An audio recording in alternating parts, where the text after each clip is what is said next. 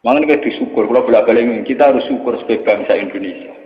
Bangsa Indonesia di filosofi bedol guri, soalnya bergeremeng-geremeng ngelas neng guri, orang terus ini kita syukur jadi wong Jawa. Cari rasa cocok, bisa menggrudal gitu. Misalnya rasa-rasaran kiai beda partai yang menggrudal, bagus sekali. Karena ada sampai pembunuhan. Paling banter sing dikisi pelatihan ngirim tarmihim. Ayo tak pikir ramah anti, tak pikir kode ramah tindak. Ya paling misalnya mati dikisi yang ngelusi titik. Orang anti mati. Paham? Semenjak itu tragedi itu tidak dimulai dibunuh non-Muslim, tapi dibunuh orang Islam. Semenjak peristiwa Ali Muawiyah. Dulu Umar itu matinya masih keren. Umar itu dibunuh oleh seorang Yahudi, Abu Lulu, seorang Majusi, Abu Lulu al-Majusi. Era Utsman banyak riwayat mengatakan yang membunuh itu banyak yang tidak Islam. Tapi era Ali, Muawiyah sampai Said Husain itu yang membunuh orang Islam semua. Bahkan sulahahum, orang-orang yang kategorinya soleh. Wong soleh macam payah. Kayak Madin ora kenal lagu ngukumi wong murtad itu biasa. Karena daftar kemurtadan dalam kitab-kitab salaf itu terlalu banyak. Sama kalau ngaji Sulam Taufik, Sulam Safina itu betapa mudah orang-orang masuk kategori nomor. Wonten pondok kula rata rego ajaran. Wah ana sing kiai tanglet kula, Gus yo mboten nglebokno ajaran iki pondok jenenge. Lagi bantah aku kok takok. Nak bantah, ya bantah-bantah, nak takut tak jawab. Ini umum kalau perhitung dong, itu memang resiko. Resiko ada takfir. Bukan kitabnya yang salah, kita kalau tidak punya khazanah banyak itu resiko. Jadi kalau baca kitab gitu itu harus punya khazanah yang lain yang apa? Banyak. Sehingga tidak mudah mentakfirkan orang atau memurtadkan orang. Al-Fatihah.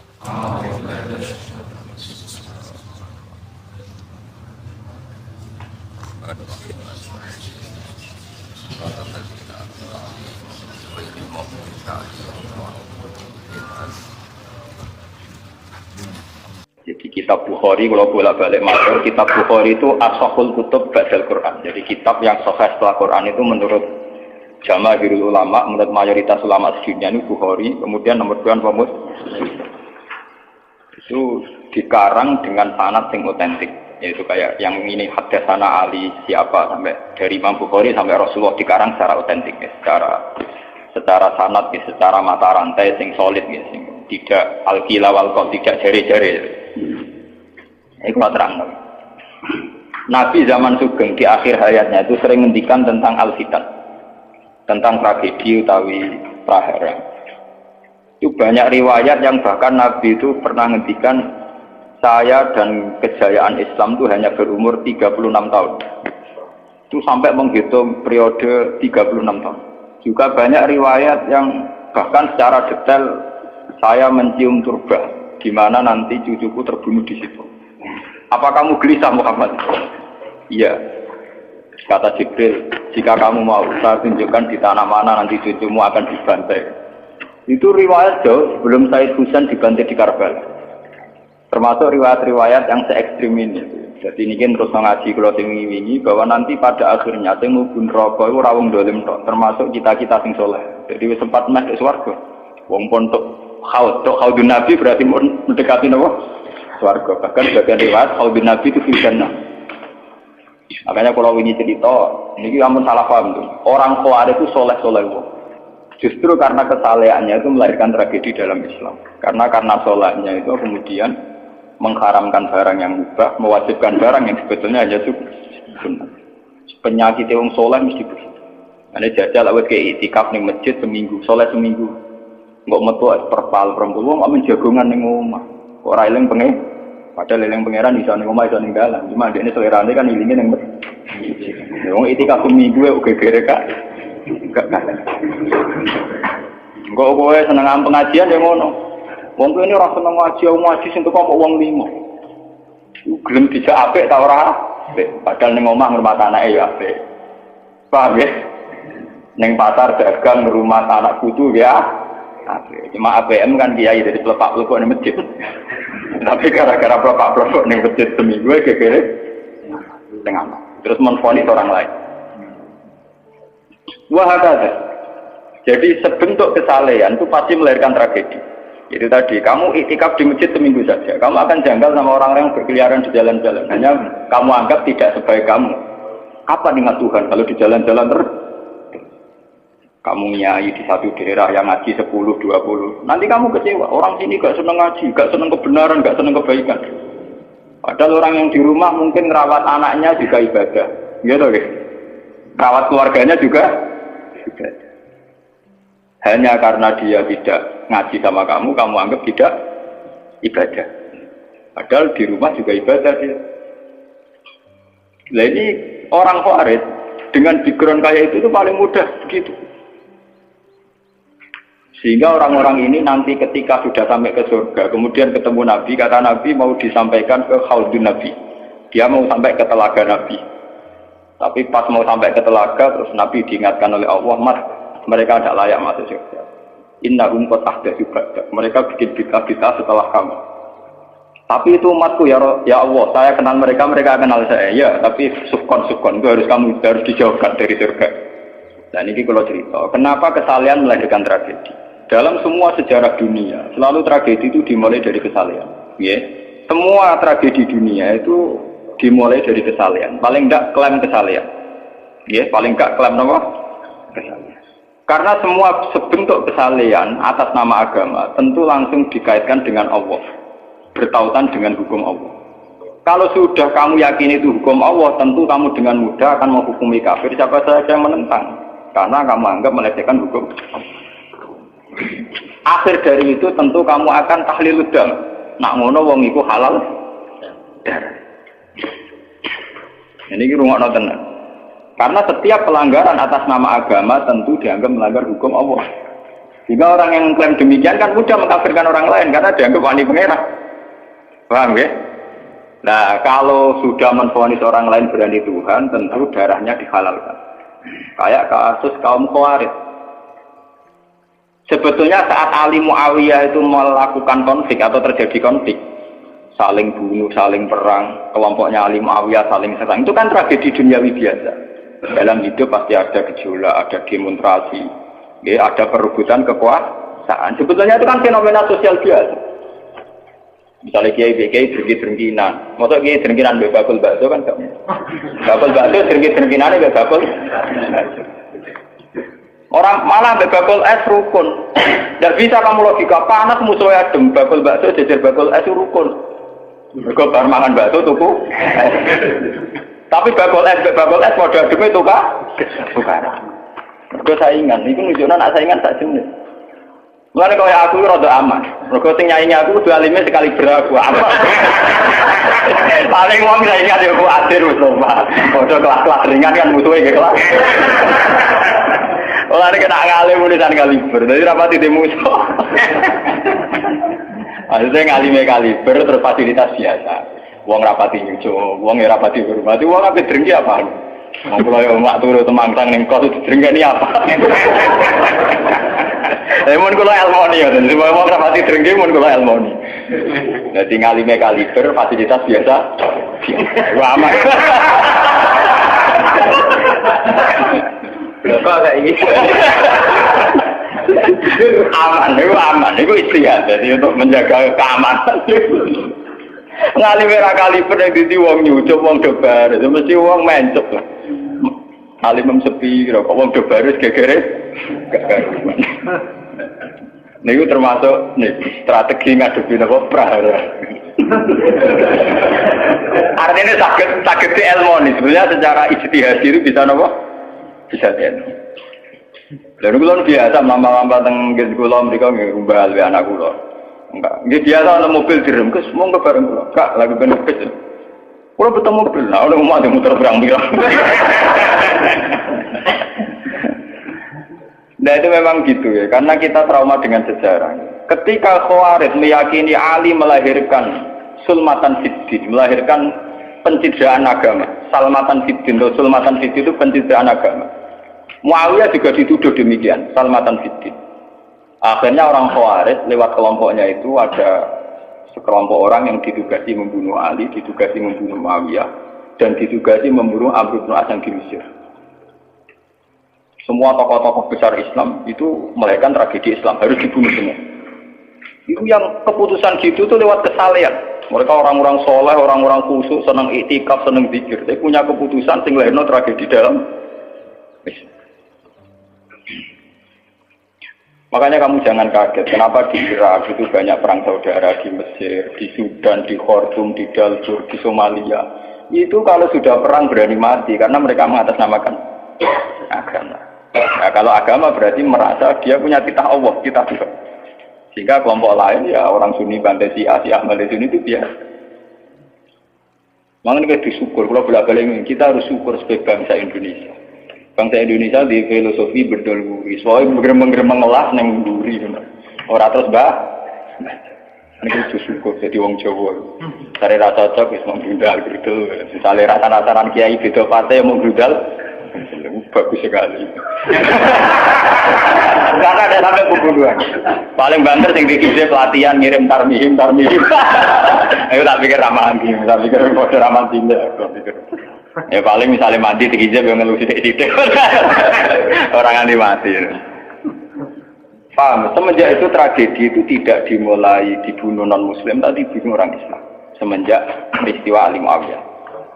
Dulu Umar itu matinya masih keren. Umar itu dibunuh oleh seorang Yahudi, Abu Lulu, seorang Majusi, Abu Lulu al-Majusi.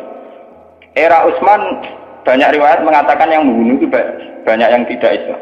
Tapi era Ali, Muawiyah sampai Said Husain itu yang membunuh orang Islam semua. Bahkan sulahahum, orang-orang yang kategorinya soleh.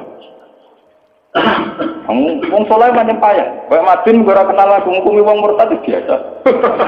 Karena daftar kemurtatan dalam kitab-kitab salaf itu terlalu banyak. Sama kalau ngaji Sulam Taufik, Sulam Safina itu betapa mudah orang-orang masuk kategori nomor. Wonten pondok kula rata rego ajaran. Wah ana sing kiai tanglet kula, Gus yo mboten nglebokno ajaran iki pondok jenenge. Lagi bantah aku kok takok. Nak bantah, bantah-bantah, nak takok tak jawab. Ini umum kula perhitung dong, itu memang resiko. Resiko ada takfir. Bukan kitabnya yang salah, kita kalau tidak punya khazanah banyak itu resiko. Jadi kalau baca kitab gitu itu harus punya khazanah yang lain yang apa? Banyak. Sehingga tidak mudah mentakfirkan orang atau memurtadkan orang. Semenjak Ali Muawiyah tragedi, karena kelompok-kelompok soleh itu menvonis Ali itu murtad atau Muawiyah itu murtad, kemudian diteruskan, kalau gitu halal darahnya, akhirnya dibunuh. Ali ya dibunuh, Muawiyah ya seringkali mengalami percobaan dibunuh. Ya kalau kan nanti cerita tengah sini, jadi Ali hasil dibunuh. Yang Muawiyah sebetulnya subuh itu juga dibunuh, tapi pas itu Muawiyah meriang, yang imami itu wakilnya, sehingga yang dibunuh wakil. Mulane kalau bolak-balik cerita, ning tinggon nek wong kesolen mesti pintu-pintu. Wong kuwaris sih pintu-pintu. Wong ngongkon killer, ngongkon pembunuh bayaran kok tarife ngene lho. Lah Muawiyah ku sapa? Pokoke sing imami subuh. Ora disifati ciri-ciri spesifik mboten, pokoke sing imami subuh. Lah Muawiyah subuh pria. Nomor wong imam ya dipateni. Wong apa jenenge? Apa itu istilahnya tugas-tugas yang super bahaya kok tarifnya pokoknya sing imam subuh. Wah emroh. Wara ini sing piye kotak ta piye ta ngene sing piye. Kemudian polisi diketas. Ora tarifnya pokoknya sing imami. Imami meriah. Nasibnya apik. Jadi ora pembunuh profesional. Walhasil semenjak itu tragedi dimulai dari takfir. Setelah itu ada era Muawiyah punya anak Yazid. Yazid ada isu dia senang nyabu, senang ngeflek. Dia orang yang nakal saat jadi pemimpin. Orang Islam soleh-soleh tersinggung. Wong kok dipimpin wong dolim. Cara orang Islam ekstrem wong kok dipimpin wong ra salat, wong ra bener kok mimpin wong bener. Akhirnya Madinah bergejolak. Madinah bergejolak ini kemudian banyak yang mervokasi Said Husain supaya ngambil alih kepemimpinan sinten. Ya. Sampai nak cerita ini tragedi ke saya. Walhasil Said Husain akhirnya lewat bantuan orang-orang Kufah. Orang Kufah itu saat ini dari wilayah Irak. Jadi kayak Kufah, Asfahan, terus Nahawandu itu ikut wilayah Irak. Ketika Irak pecah dengan Iran, ikut wilayah apa? Iran. Dulu yang gitu semua itu namanya orang dulu kalau bilang itu Kufah sama Basra. Gitu, makanya kalau di kitab-kitab Nahwu semua kitab salah kalau bahasakan kawasan itu, kalau tidak kawasan Kufah ya apa? Basra.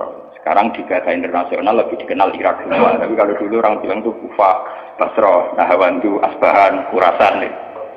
Itu kan ya kawasan-kawasan. Dan Rosan. Orang-orang Kufah datang ke Medina. Ya Husain, karena yang dituduh zalim, kita-kita yang nanti di Kufah siap membeat jenengan jadi khalifah, siap dukung jenengan jadi apa? Khalifah. Ini ku mengkudeta kepemimpinan ya Yazid. Sayyid Husain sebagai orang junior, beliau konsultasi sama Sayyid Ibn Abbas. Ibn Abbas itu pernah paman, karena Ibn Abbas itu misananya Nabi. Ya, Ibn Abbas itu kan misananya sinten Nabi. Beliau itu sugeng nanti era Sayyid Husain ya. Ibn Abbas sugeng nanti era Sayyid Husain. Ketika Sayyid Husain konsultasi sama Ibnu Abbas, dihentikan ini. Yabna ammi al-Kufah la tafi. Sopo sing ape dukung kowe? Tiang Kufah ya ammi.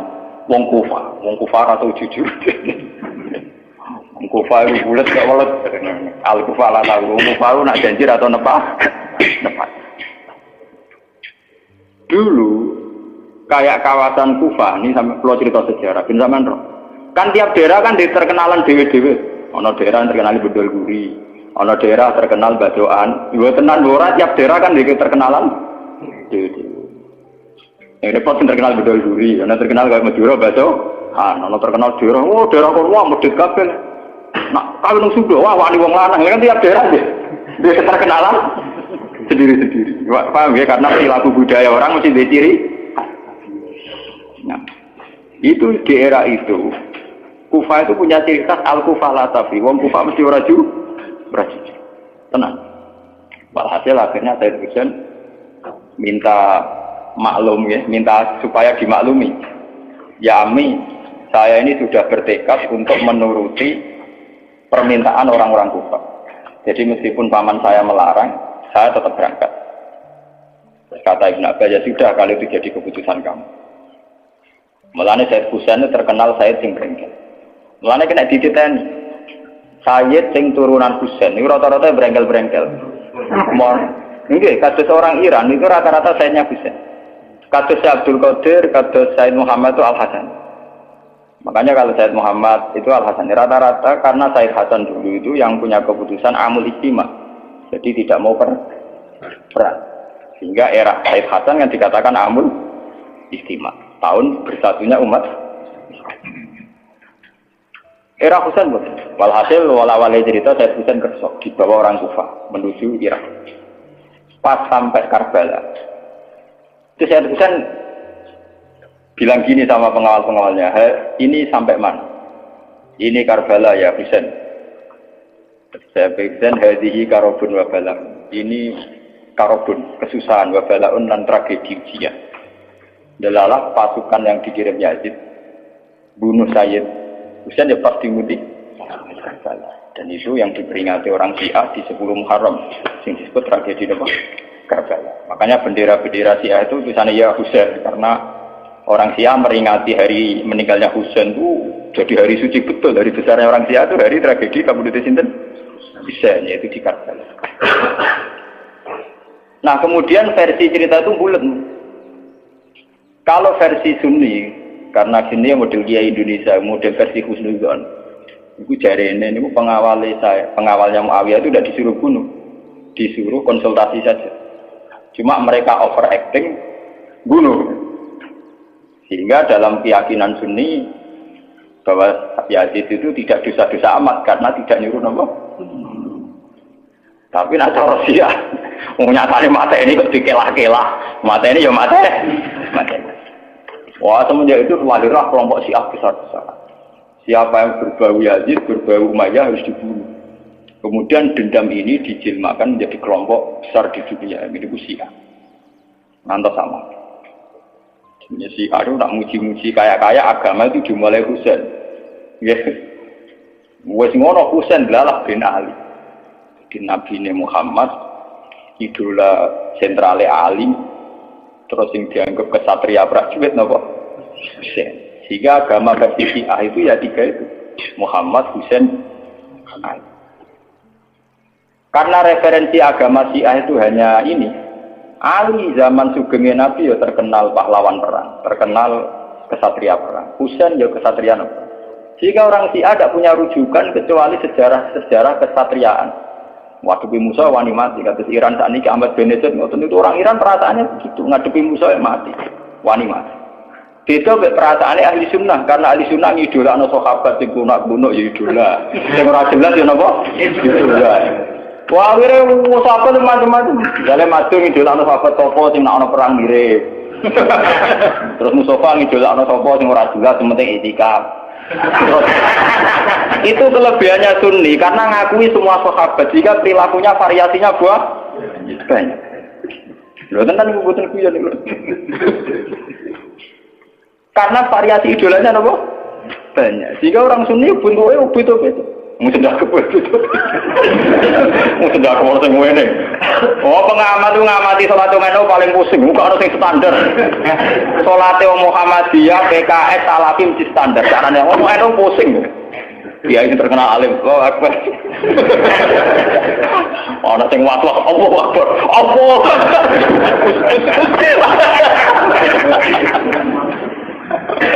Oh sedekah orang sing ngene, orang sing ngene, orang sing santai, orang sing labine ngancing nono selik. Karena orang Sunni terlalu banyak tokoh idola, karena keyakinan Sunni semua sahabat itu layak diikuti. Iku mbok barokah bolak nek keyakinan wong Sunni iku semua sahabat layak napa? Diikuti. Sahabat macam-macam, akhirnya wong Sunni macam-macam. Itu beda dengan Syiah. Sentral sejarahnya di Husain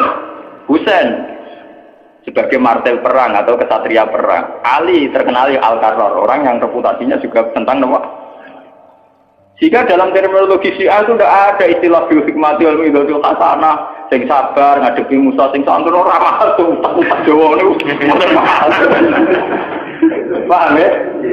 Sampeyan ngerti kenapa Syiah cara berpikir demi anak Sunni mboten. Mau kiai iku dhisik ning daerah Abangan. Mujite sik Isletong ora malah ndonga. Wae cerita seputar rawani tok. Seputar sabar, seputar kawan. Jarang kok kiai Sunni wani jotosan. Dari sejarah dengan sabar. Sehingga dalam tradisi Sunni itu tidak ada revolusi sampai sekarang. Beda dengan di Syiah. Libanon pengikut Syiah, Syria yang Syiah, Iran juga. Meskipun Syiah sendiri punya variasi, kayak Syiah Imamiyah, Syiah Ismailiyah, Zaidiyah dan sebagainya. Tapi trennya sama, tetap menjadikan Said Husain sebagai sentral. Emang ada langsung TV kan nonton bendera Syiah tulisan apa? Ya apa? Ya Husain. Nah sama idola kan buatan Husain. Idola Hasan, Said Hasan itu rasa seneng perang, tapi tuh mau ya kok. Jadi ya Pak Kiai Jawa, perang barang, gerwaman titik, nopo poli. Ya, jadi sejarah berulang. Ya apa-apa, jadi perang repot. Mau ya mirip perang. Itu cerita. Buat akhirnya setelah era Yazid, kemudian ada dinasti-dinasti. Kemudian era Yazid karena bin Muawiyah disebut dinasti Umayyah. Orang-orang penggemar Husain karena Husain itu mimpi Rasul melahirkan dinasti. Jadi disebut dinasti Fatimiyah. Sebenarnya dinasti Fatimiyah itu bukan dinasti turunan Husain, karena saking cintanya ke Husain mengatasnamakan dinasti apa? Fatimiyah. Ada perang. Hasil wala-wali zaman nanti dinasti Fatimiyah itu puasa. Ketika puasa sempat bikin Al-Azhar. Jadi Al-Azhar dulu itu barokahnya dinasti Fatimiyah. Al-Azhar itu dari kata Fatimah Zahra. Af'al tafdilnya Zahra itu Al-Azhar. Kayak Hasna, kalau mu'anat kan Hasna. Kalau bahasa Arab untuk af'al tafdil Al-Ahsan. Jadi kalau Zahra berarti menjadi Azhar. Itu karena bahasa saja kayak Hasna mu'anat, kalau Ahsan untuk af'al tafdilnya. Jadi kalau Zahra jadi apa? Azhar. Jadi kata Fatimah Zahra.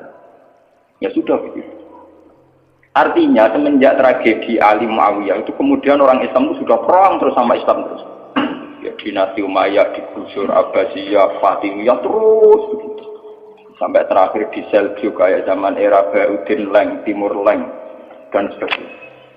Kemudian agak bersatu saat terjadi perang salib, yaitu disatukan oleh kepentingan melawan Pangeran Philip dari Prancis dulu saat nyerang Baitul Maqdis. Itu ada perang salib satu yang dipimpin Salahuddin bin itu mendingan karena ada musuh.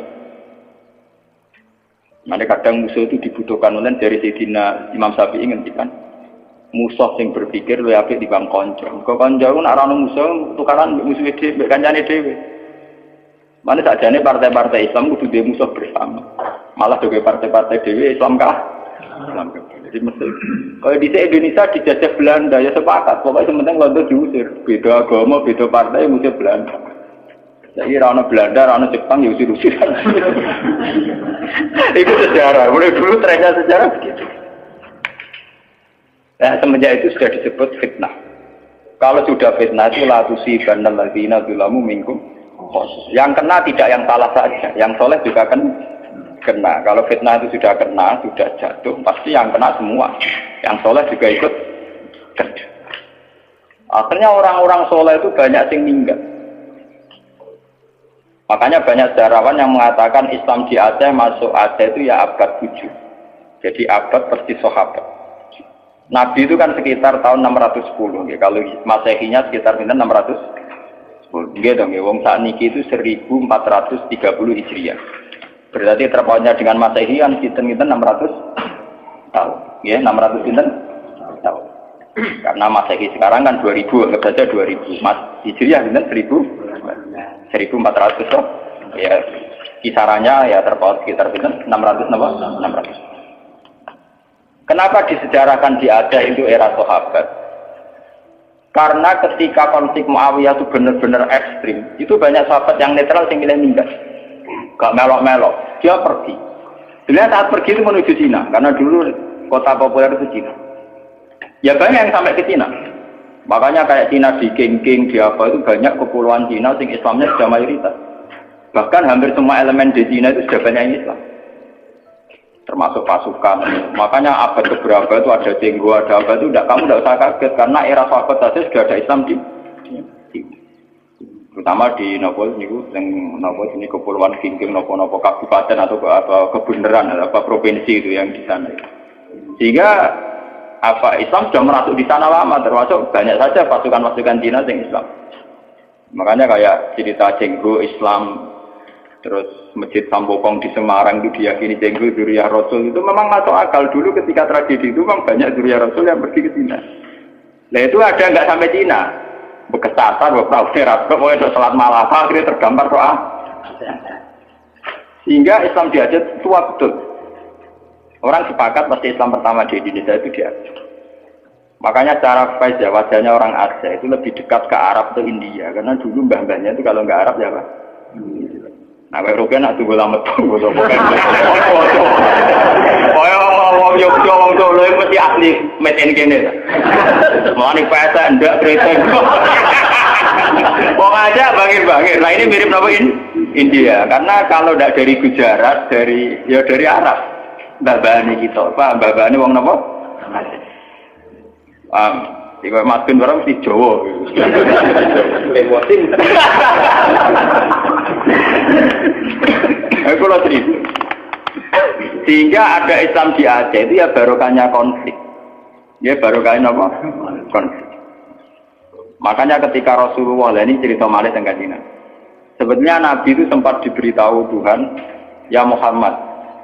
Ini kalau terus nama malih tentang hadis sahih. Nabi pernah cerita ke sahabat, saya berdoa 3 hal. Yang 2 dikabulkan Allah, yang 1 tidak. Sahabat tanya, yang 1 itu apa ya Rasulullah?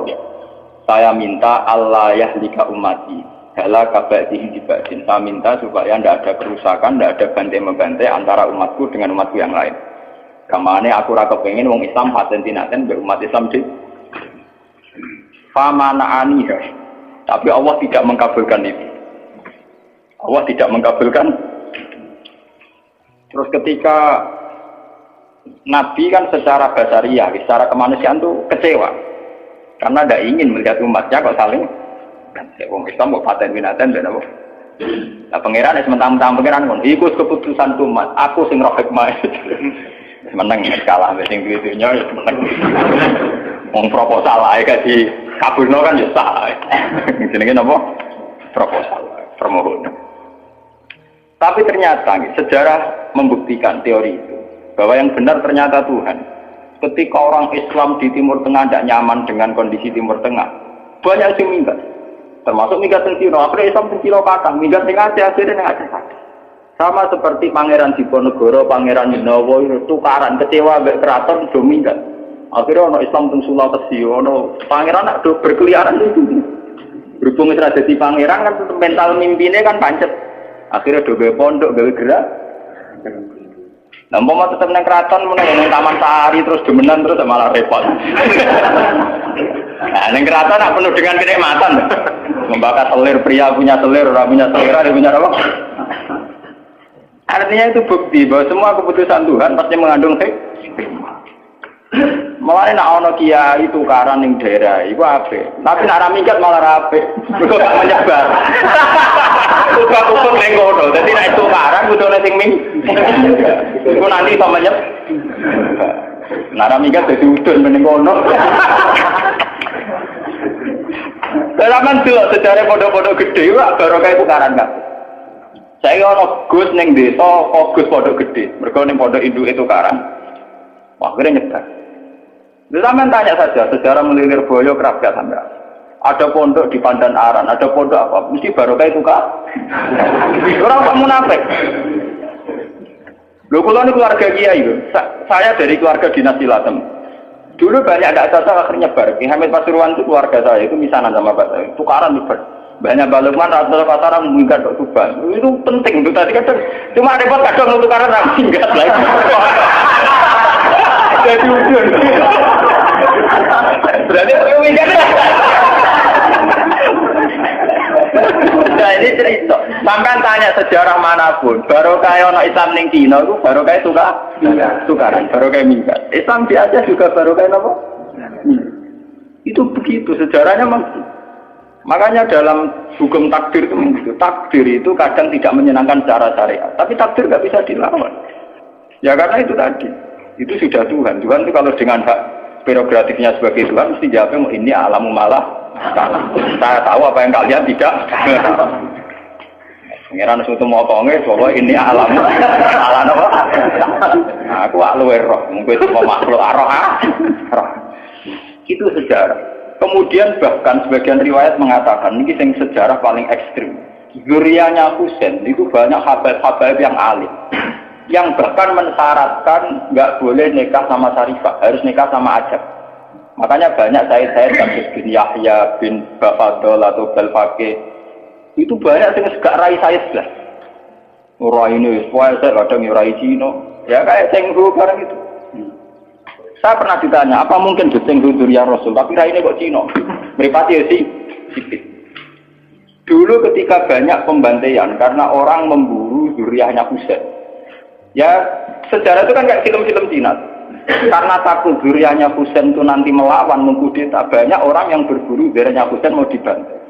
Sehingga untuk mensiasati itu, banyak yang harus kawin sama orang non-Arab. Dan ini pesek atau keriting, pokoknya serah ketara arah. Paham? Sehingga banyak zuriyah Rasulnya yang sudah secara wajah, secara postur sudah ada kayak zuriyah Rasul. Padahal silsilahnya jelas sampai Nabi. Itu dulu bagian dari strategi menghindari pembantaian. Makanya kamu jangan kaget. Misalnya istrinya Sari Budatua Cina, putri Sempo Cina. Wes Cina kok nak tak pedok kanjeng. Saya itu ngajak roh, ngenteni dikandani. Itu sejarahnya memang begitu. Memang disengaja dulu dari babahnya apa? Artinya ya mungkin tuh kalau baca turunan Nabi. Nah, keturunan Nabi keluarganya Nabi. Nah, keluarga yang untuk Nabi Jahal Abu Lahab barang.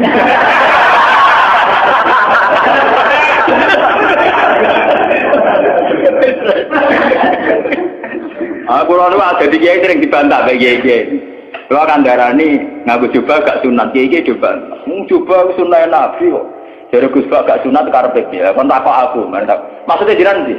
Gak cara kowe Abu Jahal coba. Coba Abu Lahab coba. Nah ya coba Nabi tok Abu Jahal Abu Lahab napa?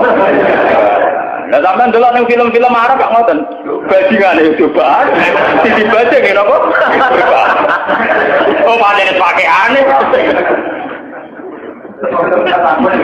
Lah nak salat itu kate Nabi, mergo Abu Jahal gak tau. Salat sunah Nabi ya salat iku, mergo Abu Jahal gak tau napa. Coba Abu Jahal kenapa? Coba. Agak. Ora dua versi film, versi tenar apa padha. Lama lan aku misalnya Islam lugur, orang wong Islam dijahat wong Juban, kiai jahat. Orang akhir wong Juban, aku mulai lama. Aku ada kan kena delok film, wong Juban di kono. Cuman Juban di kono kok. Wis pakai. Enak. Jadi tak angen-angen dina iki bener Gus, tapi ngoten niku cara nggak salah paham, seneng ngamuk kok salah paham ya. Dari kalau cerita itu tragedi-tragedi itu namanya fitnah. Tapi jangan kira kalau fitnah itu kemudian buruk, enggak. Makanya ketika Allah Ta'ala wa nabluukum bisyarri wal khairi fitnah. Semua itu hanya ujian. Itu akan berlalu secara baik-baik. Tidak ada apa. Itu sudah sunnahnya Tuhan. Akan berlalu secara baik-baik. Jarang ana wong mapan mergo duwe tuan yang baik. Mergo nak tuan yang baik menina bubukan akhirnya bocahku cengeng. Akeh wong disio-sio keluargane dadi wong kuat, wong mandiri akhirnya suka. Jadi akeh wong suka baru kae disio. Jarang juga baru kae dinina bubukan. Itu nunjukno kadang di tuan jahat itu barokah. Mereka kersane pangeran, kita tidak mungkin nyari atmo jahat, jahat kok disariatno. Tapi berapa orang yang mandiri mergo di sini si tonggo utang ra oleh ra dipercaya? Ya. Lho kowe ora usah nentang hikmah pangeran, pangeran sing dudu coba tentang. Paham ya? Jadi drengki itu ya orang arah jadi syariat, tapi baru kayak drengki ya luar biasa. Nah, saya ini konsumen itu baru kayak drengki kafe, onong di toko, tanggane drengki ke toko, pape ke toko, akhirnya barang murah. Mereka sing kompetisi akeh, sing untung konsumen. Gue ngaji mak suwe aku, lalu tak terang. Ada pengiran nggak semua kong, ngerti tentang Kanjeng Nabi ngajak nomor permohonan sing aneh-aneh. Mat, gue roh aku pengen. Ini alamu malah apa? Makanya ngaji ini harus sampai menjadi tahu. Kenapa fitnah itu kita takut? Tapi ya jangan nganggap itu tragedi segalanya. Ini biasa-biasa mawon itu sudah sunnah. Lah kenapa cirinya Allah tidak ingin bahwa umat Islam dibunuh oleh non-Muslim? Ini wonten sejarah. Ketika Kanjeng Nabi minta itu tidak dikabulkan, kemudian sejarah terbukti demikian. Yaitu misalnya Ali dibunuh oleh orang Khawarij, Said Husain dibunuh oleh pasukannya ya, terus sampai ke Demak Bintoro, Arya Penangsang mantine mbek pangeran apa? Sutawijaya napa sinten? Panembahan Cina. Ya begitu. Sejarah di Demak Bintoro sampai sekarang. Kenapa begitu? Tuhan ternyata itu menyangkut gengsi. Kata Allah, aku malah ra ikhlas. Nak kekasihku dipateni mbek musuhku. Ada kode kekasihku. Terus kode kayak teori wong Jawa. Kowe nak dhe anak itu ditabuki tangga ora trimo. Tapi nak sing nabuk kakake cek luwih trimo, ditabuk kakake dhewe. Tapi wong liya kowe malah rae. Bukan sia-sia bertua ora apa-apa. Timbang sia-sia wong liya. Ternyata itu luwih masuk akal dari pangeran. Akhirnya Kanjeng Nabi sadar, tangan-tangan nggih Gusti. Artinya luwih masuk akal, sia-sia barane dhewe. Kowe dia anak disia-sia kakak nyanyi adik dan sebaliknya kowe luwih gampang timbang disia-sia wong. Mesti ra terima. Sapa wani misaya anak. Tapi nek kakake misaya adik kan aja ngono lho, Cuk. Itu detail sekali di kitab ini, itu dikarang oleh kitab ulama-ulama kaliber mulai kados sinten Ibnu Khaldun, kayak Imam Tobari, termasuk Imam Bukhari. Itu sejarah begitu sampai sekarang. Kowe ora usah Rasulullah, partai Islam pirang-pirang nggo dadi sitok piye ora iso wis sunah pangeran ya kudu tukaran. Lah tapi gara-gara tukaran berapa kiai yang punya kegiatan? Monggo partai sitok berapa kiai yang nganggur? Karena ada pengurus partai. Gara-gara partai pirang-pirang berapa ribu pengangguran itu dokter.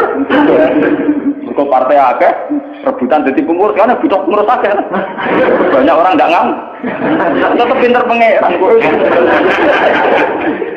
Lho nggih, misalnya partai Islam tunggal iki di ora kanggo. Gara-gara ono partai Islam cilik-cilik kok ambu kabeh. Akhire entuk aktivitas kabeh. Alhamdulillah. Sudah apa-apa itu secara teori hikmah loh. Saya ngomong dengan kapasitas ulama loh, bukan gak ada kepentingan loh. Itu tidak apa-apa, itu ada hikmah. Ini ngantul, orang ngantul, pokoknya keyakinan gue ngonton, nyatanya bukti ini ngonton.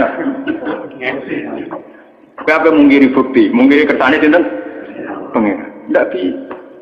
Jadi hasud itu akan haram terus secara syariat, tapi banyak baru kayak orang hasud. Coba sekarang obat-obat yang mengandung borak atau formalin itu tidak ada yang orang soleh bongkar, mesti rival bisnisnya atau lawan bisnis. Gak ngarang kok Majid Mustafa iso bongkar sindikat narkoba. Sing iso bongkar yang lawan sindikat narkoba. Iya betul. Apa iso bongkar roh ora? Iya betul.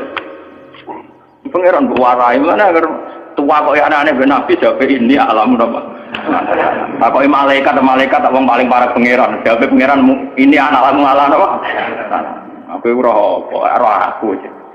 Itu bukti gitu. Semua yang digedaki Tuhan itu pasti baik. Bahwa akhirnya tetap ada syariat. Misalnya hasud ya haram. Drengki di apa? Haram. Itu saya. Ya begitu ya ada apa-apa. Haram juga tetap haram. Mana kalau di guyonan Gus, kalau nanti kita ke itu ya. Kados makan kewan-kewan sing bahaya kok ada haram kan? Saling mangan ulo ada haram dari mana? Ya biar, aku itu mau apa nanti haram? Juga di halal kan malah lontek, malah ramah kewan berbeda. Beda sih. Ya misalnya tikus halal kan gak ada wabah tikus kan? Beda jawaban. Kata kaya orang takwa sih kurang ajar, aku kurang ditakwa. Padahal Tuhan itu punya strategi itu yang menjaga ekosistem di alam raya ini ya karena itu. Umpama rano tikus, rano ular, rano misalnya populasi tikus itu terus banyak ngalahi jumlah manusia. Kayak gambaran fiksi-fiksi film barat, opera manusia kalah. Dan nak ulane bontek, orang nanti mangan tikus. Nanti populasi tikus luwe akeh timbang manusia, entek itu malah. Kenapa? Tapi kan pahala lo kudu tak pangan lho jumlahe ku luwih akeh mergo ora sing mangan wis kadung luwih akeh kowe sing dipangan. Itu memang repot ya menyangkut hal-hal begitu itu memang repot, tapi semenjak ngaji ini sampai akan bahwa ternyata Islam di Aceh sampai Cina bahkan sampai teng Samarkandi, Tashkent, teng Bukhara, Azerbaijan, Tajikistan itu dulu itu barokahnya konflik semua. Bahkan ada Islam di pedalaman-pedalaman semenjak Islam di Demak Bintoro Mapan, kemudian mulai pangeran-pangeran kemudian menyebar. Ada yang moh nenggone keraton jadi resi, ana sing dadi ulama, ana sing dadi pangeran di kampung-kampung. Makanya kayak Diponegoro sejarahnya dia bikin gerakan. Kemudian perilaku hidupnya dintekno nggo nulis takrib. Makanya terus yang dikenang beliau punya tulisan tangan apa? Takrib. Nah, muga dekne nyaman ning keraton nak malah ning Taman Sari. Dia anak hikmah ini enggak terjadi ulang. Itu maksud itu sudah hikmahnya Tuhan. Bagi kalau terpakai, nah ini guyon ini sing bakat sing ekstrim. Kembali lagi. Lah kenapa orang-orang khawarij, orang-orang soleh itu kemudian secara kriteria masuk surga harusnya masuk surga karena mereka sholat, mereka soleh, mereka ibadah. Tapi ketika mendekati haudur Rasul, ya mendekati haudur Rasul, pas diundang Nabi mau masuk haud, dielingno pengiran mat, innahum qad ahdatsu ba'da. Mereka itu orang-orang kriminal yang bikin tragedi setelah periode kamu Muhammad. Mereka orang-orang kriminal yang bikin tragedi setelah periode kamu. Tapi saya kenal mereka ya Allah, mereka juga kenal saya. Tidak, harus diusir. Ternyata dosa terbesar mereka adalah tahlil tidak mudah mengalirkan darah. Justru atas nama agama. Mulane kula nyuwun teng pengajian niki, apapun kondisi kita, wis akhire cocok mbek wong ya wis ra. Pokoke jangan mudah vonis atau menfatwakan halal darah. Misal kira cocok wong nganti sudul langit asal ije Islam utawa kafir dini utawa kafir sing gak harfi wong ra jelas. Misale kula gubedeng wong, "Piye wis pateni ya?" Rasa dipateni ya mati dhewe. Pokoknya hindari hakul dima, sesuatu yang berbau menghalalkan darah harus napa? Karena kita ini sudah kenyang dengan tragedi-tragedi kemanusiaan atas nama apa? Agama. Nah, sama ada tuh TV ini, rompak-rompak Somalia, masjidnya mewah-mewah, ke kampung Islam. Mergo ngeram paku jenazah digo revolusi, gawe negara napa? Mari ora kempro-kemproan. Banyak tragedi-tragedi yang mengatasnamakan apa? Islam. Mergo terminologi agama kan kalau orang salah paham kan gitu. Cara bahasa dunia rampok, misalnya dalam bahasa agama disebut ghanimah. Engko cara terminologi dunia mengatakan itu bojone wong, cara agama kadang diarani aman. Artinya apa? Agama bisa menjelma menjadi anarkis di tangan orang-orang tidak tanggung jawab. Paham ya? Karena ada kesamaan istilah. Enggak tuh, sekali diarani ghanimah, makanya wong liya oleh dijaluk to, Mas. Paham ya? Sehingga mereka ya makanya banyak cerita-cerita ekstremis Islam yang kemudian berversi polisi pernah garong di toko emas ini, pernah ini itu. Karena mereka sekali meyakini satu keyakinan, nganggep ngono iku goni. Misalnya pemerkosaan terus dianggap amat repot. Ana kerusuhan Mei terus sampai kerusuhan. Itu kan repot. Makanya nggih kula setuju model Islam sing familiar, Islam sing sederhana. Kula nganti mati mboten seneng Islam sing aneh-aneh, sing ekstrem. Anu kula salat sunat yo rapati, apa kula seneng Islam sing umum, kok Islam minimalis. Kula nganti mati seneng. Kula nek ada bojo kula, aku ora seneng kok, misale bus warga perkara kakean salat sunat ora seneng. Selain kesel yo repot. Aku ben mlebu swarga iku mergo pangeran niku bak Islame kok sederhana iku apik kok jaga stabilitas. Kok jaga apa? Stabilitas. Kok repot. Martin rahmat Allah jembar mlebu swarga kok syaratnya kok repot. Nek kadung rahmat jembar mlebu swarga sing syaratnya mini.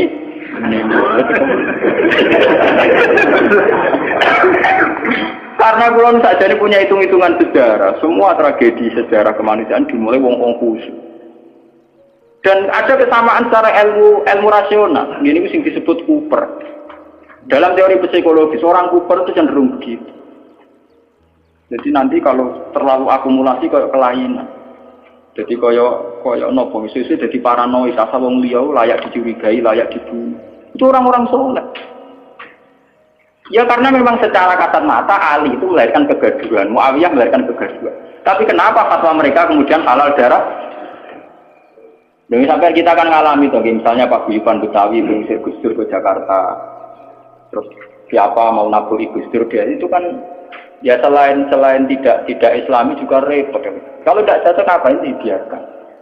Toh tidak usah dibunuh juga nanti mati misalnya kan masih bisa dihilangkan. Kan ada kebenaran yang mujma' alaih, misalnya kita sudah kok kita bangun negeri. Saya tuh sering loh konsultasi sama orang-orang begitu, saya tanya, kan ada kebenaran yang mujma' alaih, misalnya kita sudah kok kita ada.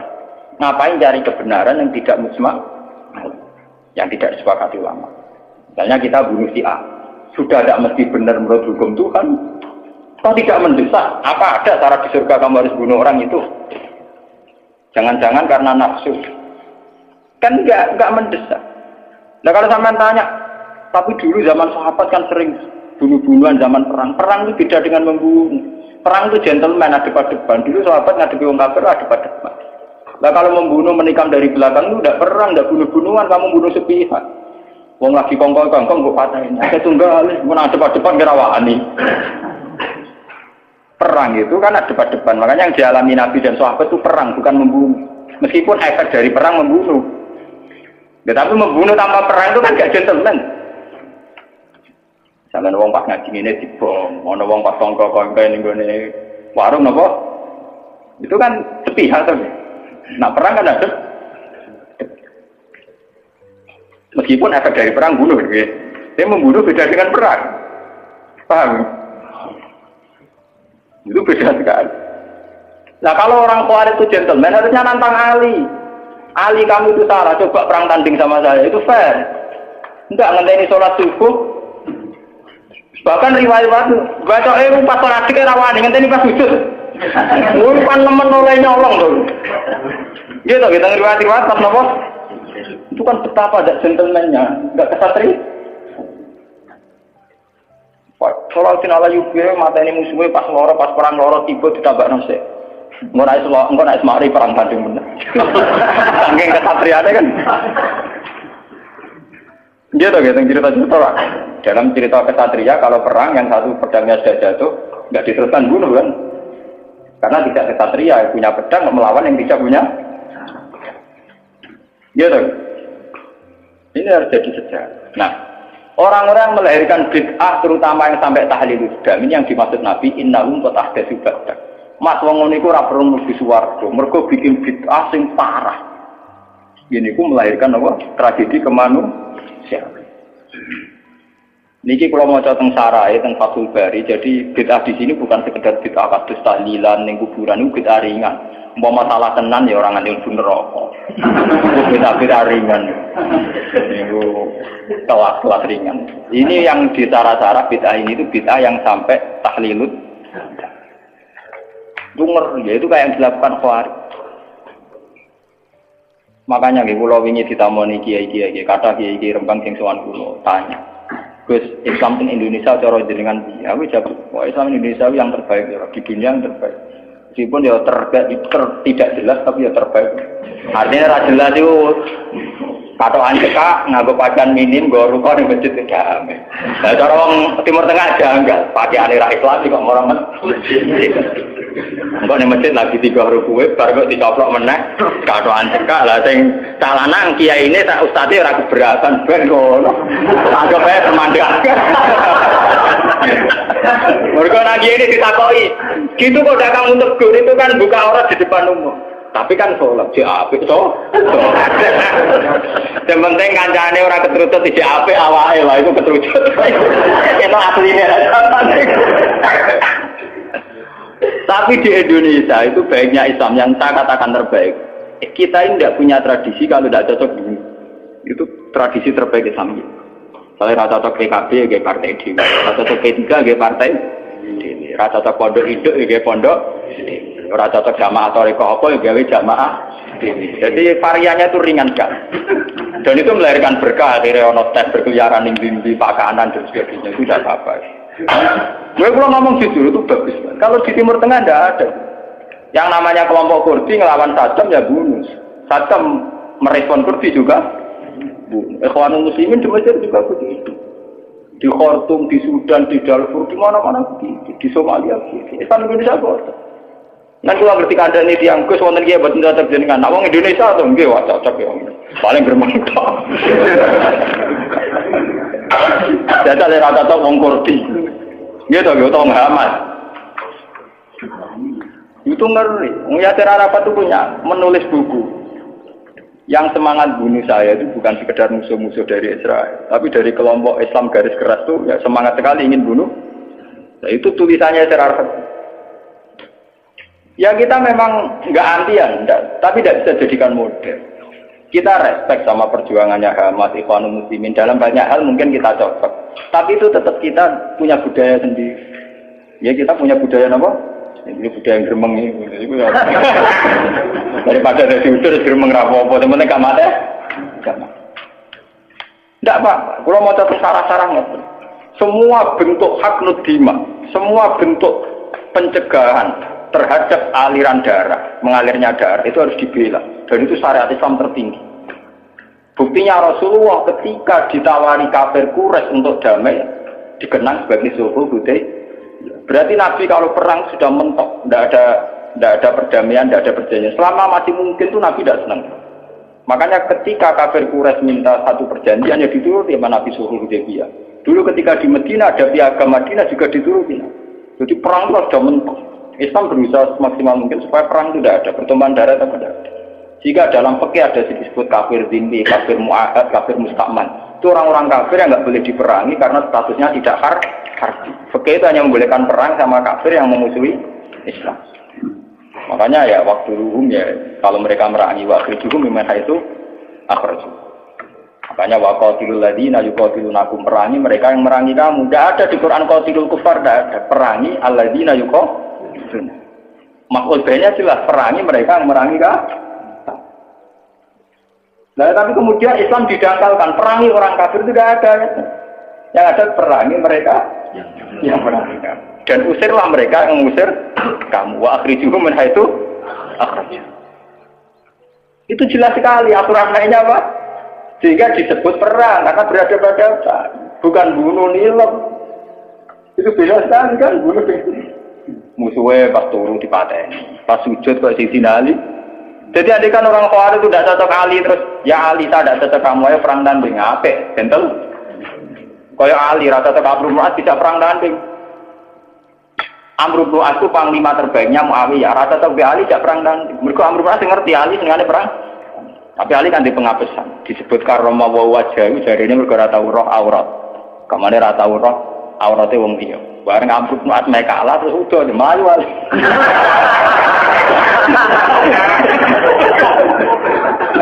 Ya ana sing tau kok tenang kok ora. Tapi dari kocok kula kurang ajar wae berarti enggak terus. Lah ini kok mlayu mergo terus aku waktu dari tau roh. Berarti tetep tau roh. Maju mergo dari roh berarti ya tau roh. Oh tetep tau roh go ora iso tak roh.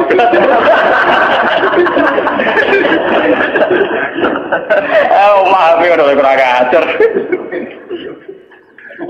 Nggak sampai biar tahu kenapa. Ini kan biar sampai tahu kenapa orang-orang soleh yang sudah dekat sama Khaudur Rasul ini kan sudah dekat, sudah sampai ke Khaudur, tapi sama Nabi mau ditarik. Ayo ikut masuk. Terus sama Allah dicegah jangan boleh ikut. Karena mereka melahirkan tragedi setelah kamu mas. Yaitu tragedi itu dimulai setelah kabudutnya Sayyidina Ali, Amr bin As, ya, diteruskan kabudutnya Sayyid Husain, ya, bagus itu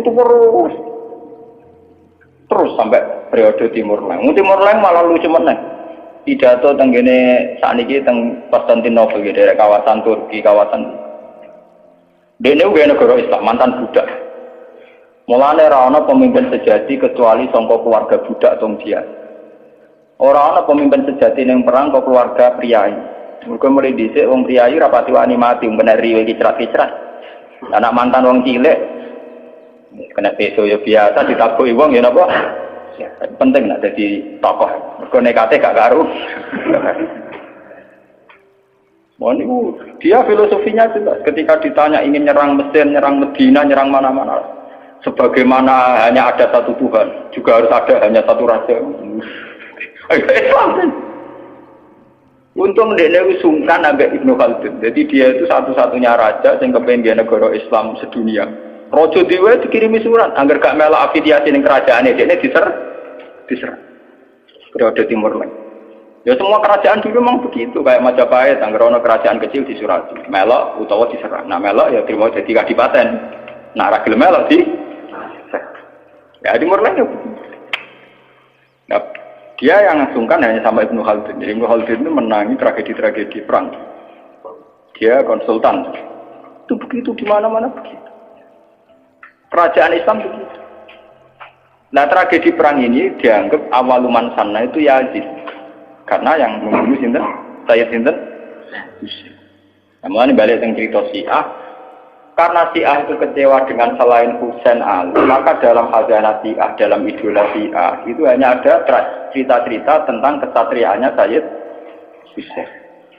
Makanya di otak orang Syiah kalau ngadepi Amerika ya perang, ngadepi mana perang, karena mereka tidak punya khazanah referensi sahabat yang lunak kuno, sahabat yang apian, ora dulu mesti orang mereka puas seraka aku. Orang apa? Paham ya? Terus kaum Khawarij ini karena mereka soleh, ini sudah dekat ke surga. Ya, sama Allah diingatkan, mat mereka tidak layak bersandingan dengan kamu. Innahum qad ahdatsu napa? Nah, lewat ngaji ini sampai kula kairo, ahdatsu itu bukan sekedar bid'ah kayak tahlil, kayak klaimnya Wahabi itu. Kalau Wahabi itu berlebihan. Mosok wong ziarah kubur dihukumi syirik, wong tahlil dihukumi apa? Nak cara kula itu ngukumi syirik itu yang ekstrim lah, dosa besar yang ekstrim kayak bunuh. Saya berani bersumpah, saya itu kalau selain bunuh itu kula masih, kalau bunuh itu memang ngeri itu. Satu orang punya keluarga, mulai cilik di rumah gede-gede bupati ini. Mulai di Nabi Sufyan dia pinter, Nabi Sufyan itu Nabi Sufyan jenenge Hindu. Itu nak kurang ajar pol, kita ngunyah-ngunyah jantungnya saya sinten. Ini pas ketemu Nabi pas satu Mekah nih, Mas, aku ben Islam damai. Aku mau perang ya. Gue lagi simpas mat. Aku mateni dalam pirang-pirang, dia mateni balaku pirang-pirang. Ini gue orang Arab dulu itu terus mengembangkan satu pegangan hidup istilah nurabbihim sigharan wa qataltumuhum kibaran. Lha cilik tak rumah tak timang-timang gede-gede kok paten. Sebab itu dosa membunuh harus kita anggap akbaril kabair karena logikanya kan nurabbihim sigharan wa qataltumuhum napa? Cilik digolekno bedan dukun ditimang-timang kena nyamuk ora oleh. Ora kelar tuku susu direwangi adol beras, direwangi utang-utang kok. Gede-gede dipateni. Mau perkara ziarah kubur, perkara bidah ngono wae. Iku beno wae. Nganti-nganti apa tok. Paham ya? Sesat tahu ya, misalnya karep kula nu ya dihukumi sing ringan. Nah, misalnya ra cocok, misalnya kelompok Wahabi apa Salafi apa ora cocok ziarah kubur anggap orang kurang kerjaan kan ringan to. Hukumi ngono apa abote. Kita dihukumi orang enggak jelas. Ora ana hukumi iku sirik. Yang kula sering nanti cerita tentang kanca kula nu wong alim iso maca Fathul Mu'in niku mara Mekah. Tok kantor imigrasi tasih konangan nggo kitab Sawarikul Anwar, kitab Wasilah Muhammad. Enggak cara Wahabi ya sirik. Niku kitab iki tidak polisi Wahabi. Bariku dilebokno kantor, kon maca syahadat. Wong alim iso maca kitab di syahadat meneh. Aku lagi iku Gus urip-urip maca syahadat gak ikhlas. Dibatik, kenapa? Islam mulai buai maca kitab tuwagis dibaptis kan maca apa? Mergo dianggap sih. Lah kok tak waca wis tak gelo. Ayo foto data tuh gelo kok. Dene mati ra urip. Lari kula nak dihukumi, kula sering takoki tiang-tiang, Gus hukume ngaten. Wingi tangga kula wonten Singapura. Kula akan nyolati teng musala kula nggih. Keluargane teng ngene. Lah mudin sing tukang ngurusi jenazah mudin. Sowan Gus. Kula mudine tuwa, sering tak Gus. Senengane ngentar wong mati gak gelem mati.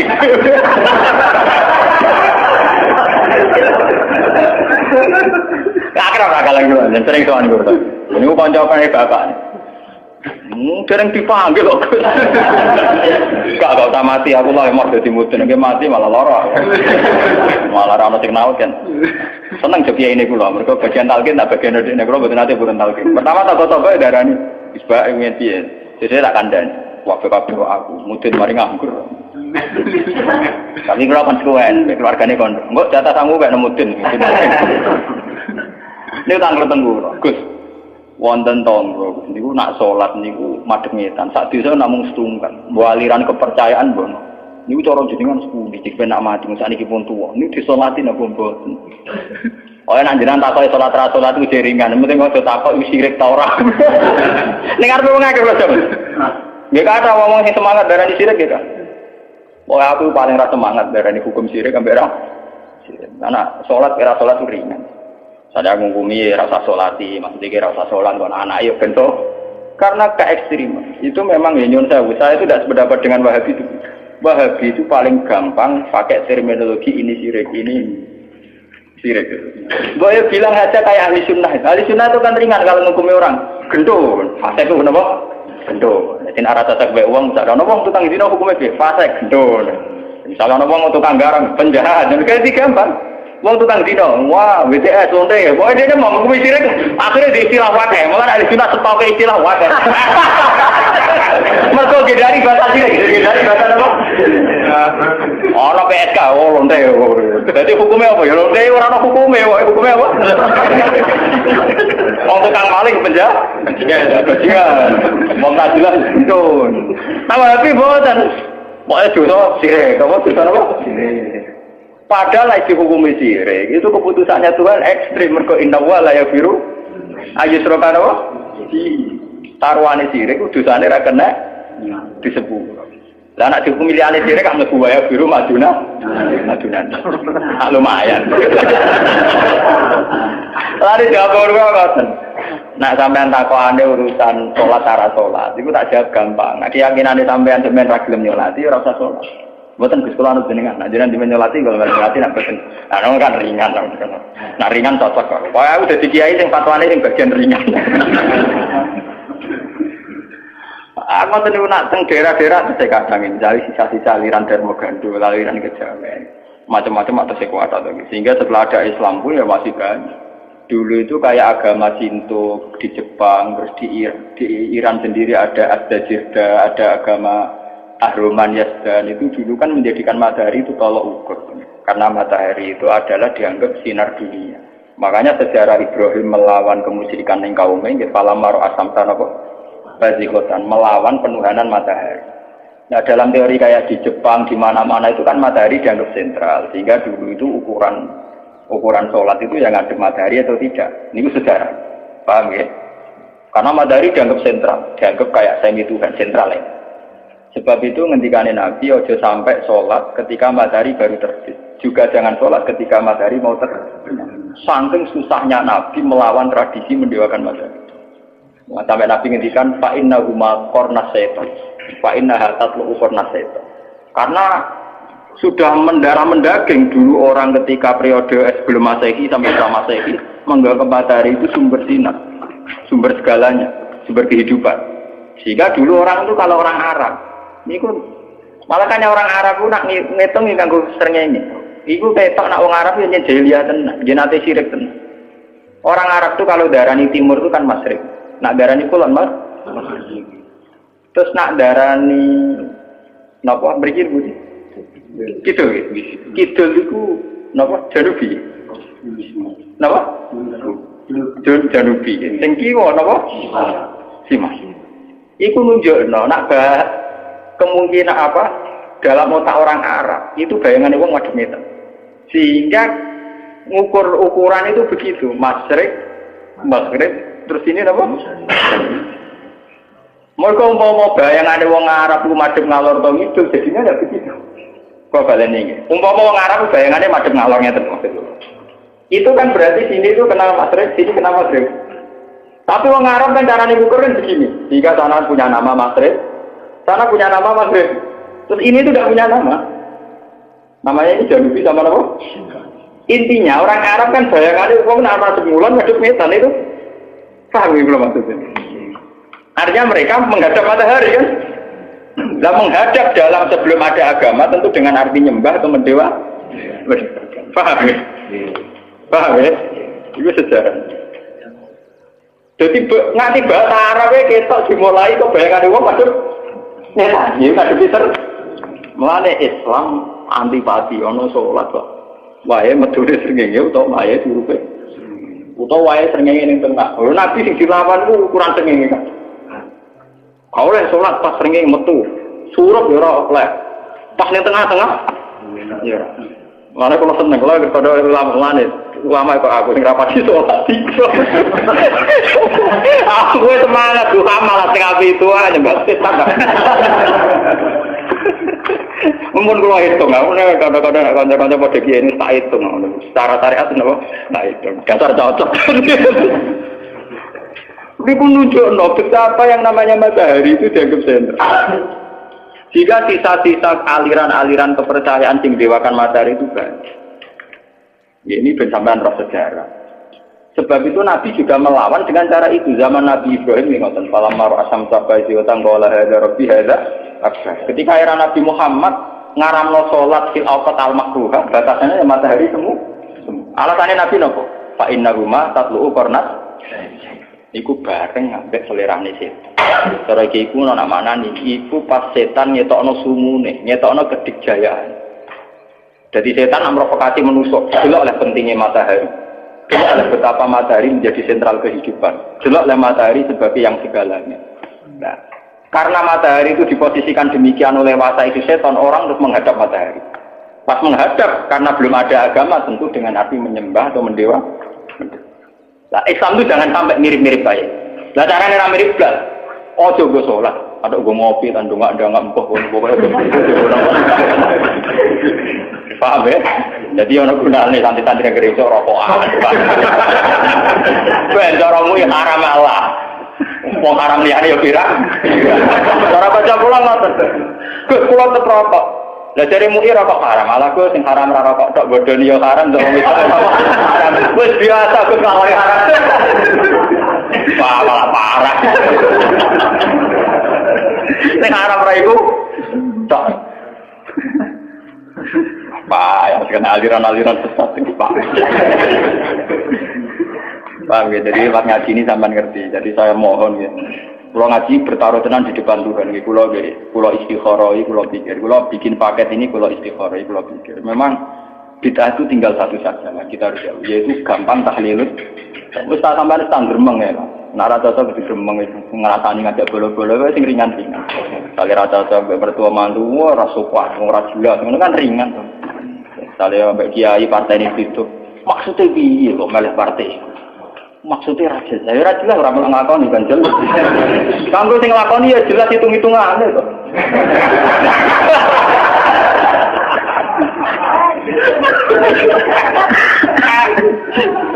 Oh ngomong aja ora ngelakoni ya ora hitung-hitungan. Aku sing ngelakoni ya jelas. Jelas.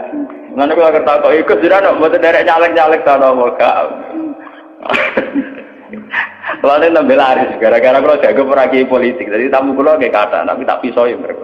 Aku lama takut hukum tak jawab kok. Takut partai-partai kusolihin, anti partai dolimin. Nanti kalau tak, berarti jenengan golput. Orang ya tetap milah, tapi separuh aja.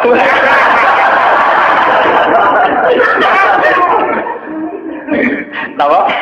Separuh. Pun kalau terus nage. Eleng-eleng ya, inna qad ahdatsu. Padahal orang-orang itu sing disebut Nabi laya ridu alayya sapa aqwamun pira-pira kaum a'rifuhum wa ya'rifu.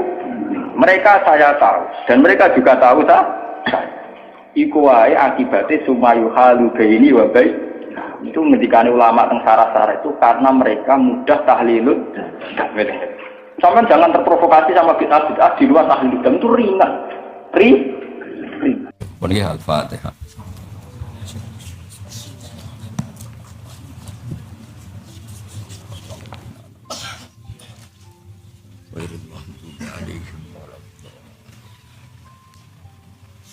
Bismillahirrahmanirrahim. Nahmaduka ya ghafur ya syakur masallu wa sallim ala sayyidina Muhammad sallallahu alaihi wasallam asma'in. Allahumma ya Allah ighfir li masyayikhina wa ya khairumadina. Waghfir ya Allah muassisi hadzal mahal wa anzilhum manzilan husnan indaka ya Allah. Ij'al qabrahum riyadil jinnah rawdatan riyadil jinnah wa taj'al qabrahum rawdatan mubarakatan. Allahumma ighfir lahum wa'fu anhum waj'alil jannata ma'wahum ya Allah. Ilahi naqihim min khatayahum kama yunqqa thawbul abyad min ad-danas. Wa laqihim bi ridhaka alamna min sakhatik wa laqihim bi maghfiratika alamna min adab. Rabbana atina fid dunya hasanah wa fil akhirati hasanah wa qina adzabannar. Sallallahu alaihi sayyidina Muhammad sallallahu alaihi wasallam subhana rabbika rabbil izzati amma yasifun wa salamun alal mursalin alhamdulillahi rabbil alamin. Bismillahirrahmanirrahim. Alhamdulillah.